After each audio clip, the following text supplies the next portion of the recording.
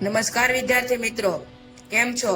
શું તમે જાણો છો આપણો આ દેશ જેને ઇન્ડિયા, ભારત અથવા હિન્દુસ્તાન કહેવામાં આવે છે, પરંતુ શું તમે એ જાણો છો કે આ જ દેશને એક સમયે ભારત વર્ષ, આર્યવ્રત અથવા દેવભૂમિ તરીકે ઓળખવામાં આવતો હતો.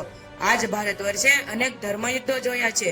તેમાંનું એક ધર્મયુદ્ધ એવું રચાયું કે જે યુદ્ધે આખા ભારત વર્ષનો ઇતિહાસ બદલી નાખ્યો.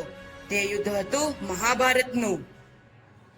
પાંડવો લાક્ષાગૃહ, અજ્ઞાતવાસ, દ્રૌપદી વસ્ત્રહરણ જેવી હિન્ન વાતોથી રોષે ભરાઈને પોતાના અન્યાયનો પ્રતિશોધ લેવા તત્પર બને છે. ત્યારે પોતાના સલાહકારોની વાત માની અર્જુન તથા દુર્યોધન એક મહારથી પાસે મદદ મેળવવાનું નક્કી કરે છે. આવો તે દ્રશ્ય નિહાળીએ. મામાશ્રી, તમે જોયું? આ કીડી જેવા પાંડવો આપણી જેવા બાજ પક્ષી સામે યુદ્ધ કરવા તૈયાર છે. આ તો સાવ મૂર્ખ છે.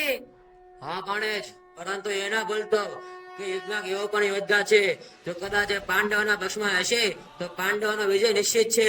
કોણ? ઓલો વસુદેવ? હા, એ જ વાસુદેવ શ્રી કૃષ્ણ. તેની પાસે અત્યારે અક્ષય નારાયણની સેના છે, માટે તું અત્યારે દ્વારકા જા ને તેની પાસે મદદ માંગ. તમારી વાત સાચી છે. પેલા પાંડવો કરતા હું ત્યાં જઈને મદદ માંગી લાવું.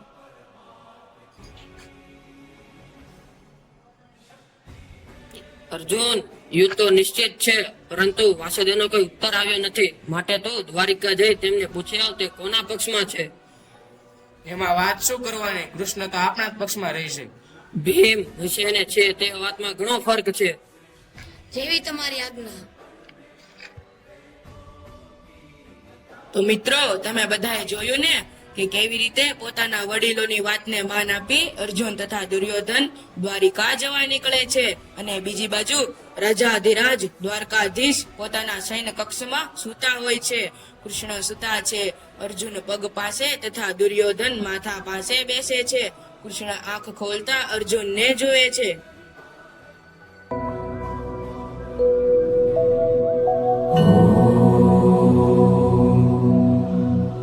कृष्णाय वासुदेवाय हरये परमात्मने प्रणतः क्लेशनाशाय गोविन्दाय नमो नमः।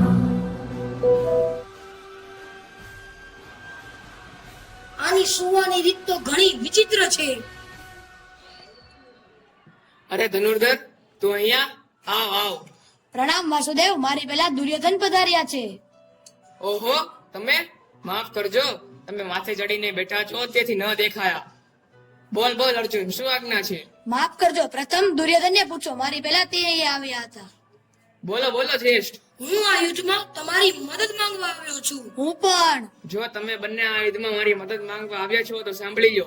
એક બાજુ મારી નારાયણી સેના છે અને બીજી બાજુ હું નિશસ્ત્ર છું. હું તો તમારી નારાયણી સેના જ માંગીશ. અદ્ભુત. મારા સેનાનું કઈ કામ નથી, મારે તો તમારું જ કામ છે. મને તમારી પાસેથી કઈ જ નહીં જોતું, મેં તમે જ જોઈએ છું. જેવી તમારા બંનેની ઈચ્છા. યુવરાજ દુર્યોધન, તમે મારી નારાયણી સેના લઈને હસ્તિનાપુર પ્રસ્થાન કરો. તો મિત્રો, તમે જે દ્રશ્ય નિહાળ્યું તેમાં તમે જોયું કે કેવી રીતે દુર્યોધને પોતાની કુબુદ્ધિથી કૃષ્ણ પાસેથી તેની સેના લઈ લે છે, અને અર્જુન સ્વયં કૃષ્ણને માગી લે છે.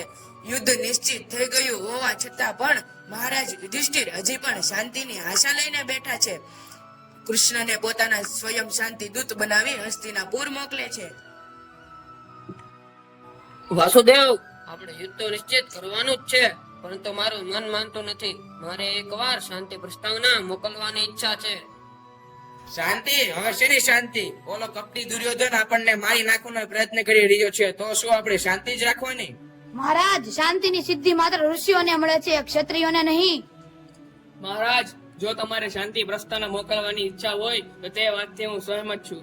જો દુર્યોધનની બુદ્ધિમાં ઈશ્વર વસેલા હશે તો તે આ શાંતિ પ્રસ્તાવનાનો સ્વીકાર કરશે અને એક મહાયુદ્ધ થતું અટકી જશે. સારું. જો અર્જુન, ભીમ અને બીજા ભાઈઓની સંમતિ હોય તો શાંતિ પ્રસ્તાવના મોકલું. માધવ કહે સાચું જ હોય ને? હા મોટા ભાઈ, તમે તો વાસુદેવની વાતને પ્રાધાન્ય આપો ને. છેલ્લે તો આપણા મામાના જ પુત્ર ને. સારું, તો ઈચ્છું છું કે વાસુદેવ સ્વયં જ શાંતિ પ્રસ્તાવના લઈને હસ્તિનાપુર જાય. જેવી તમારી ઈચ્છા. મિત્રો, યુધિષ્ઠિર મહારાજે ભગવાન કૃષ્ણને શાંતિ દૂત બનાવ્યા છે. તે સમાચાર હસ્તિનાપુર પહોંચે છે ત્યારે બધા જ લોકો ભગવાનના આગમનની તૈયારીમાં જોડાઈ જાય છે. અને બીજી બાજુ શકુની તથા દુર્યોધન કંઈક બીજી જ યોજનામાં વ્યસ્ત હોય છે.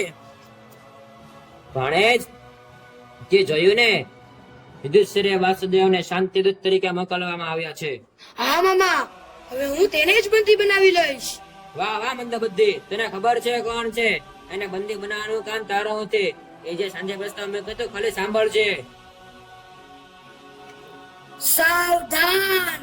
રાજા ધીરાજ, યદુનંદન, દ્વારકાધીશ, ભગવાન શ્રી કૃષ્ણ પધારી રહ્યા છે.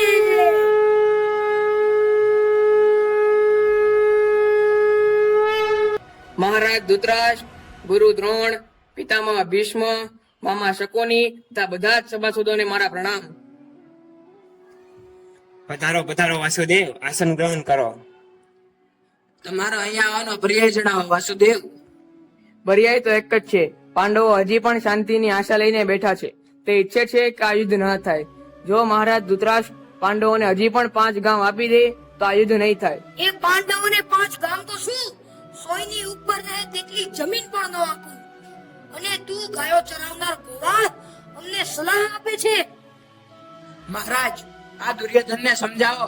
જેને તે ગાયો ચરાવનાર ગોવાળ કહે છે, તે સ્વયં દ્વારકાધીશ છે. તમે શાંતિ રાખો પિતામહ. જો હું આ ગોવાળને જ બંદી બનાવી લઉં તો, જો હું આને જ બંદી બનાવી લઉં તો પાંડવો સ્વયં નિર્બળ થઈ જશે. સૈનિકો, આ ગોવાળને બંદી બનાવો. મહારાજ, કોઈ પણ શાંતિ દૂતને બંદી બનાવવો એ કોઈ રાજ્યનો નિયમ નથી. તમે પુત્ર મોહમાં ભાન ભૂલી ગયા છો શું? હું સ્વયં બ્રહ્મા તમને શાંતિ પ્રસ્તાવના સંભળાવું છું, છતાં પણ તમે તે સાંભળતા નથી. અને આ તમારો અભિમાની દુર્યોધન સ્વયં બ્રહ્માને બંદી બનાવ્યો છે. હું સ્વયં વિશ્વનો આત્મા છું. જો હું કોણ છું.